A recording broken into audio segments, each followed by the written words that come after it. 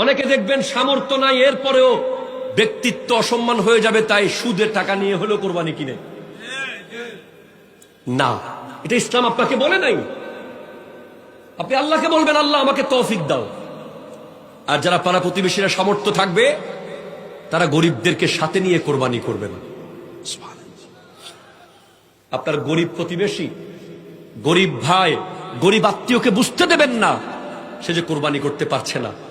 তাকে বাজারের সাথে করে নিয়ে যান, তার পছন্দ মতো পশু কিনেন। কোরবানির দিন তাকে ডেকে বলেন, তোমাদের পশুটা জবে করবা না? এই আদর্শ হলো ইসলামের আদর্শ, এগুলো আল্লাহর ওলিদের আদর্শ। আমি আপনাকে একটু আগে বললাম না ইসলাম কি শিখিয়েছে। আমি স্ট্রেঞ্জ হয়ে গিয়েছি।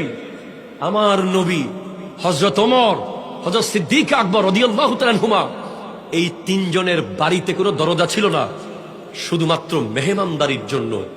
যে আসবে সে থাকবে, থেকে খেয়ে দিয়ে চলে যাবে।